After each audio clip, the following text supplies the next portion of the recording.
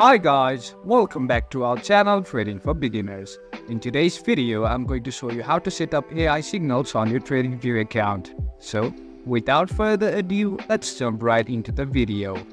First thing first, I assume that you have already logged into your TradingView account.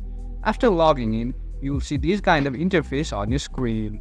Now, all you have to do is click on indicator which is on the top of your screen and search for AI indicator. Now you'll see a lot of AI indicators. Just click on any one of them and then you have to enter the credentials for your 30-day free trial. Then you'll be able to set up for your AI signals.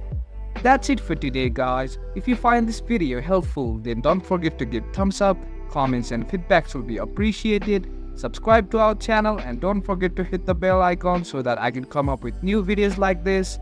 Until then, have a great time and thank you for watching.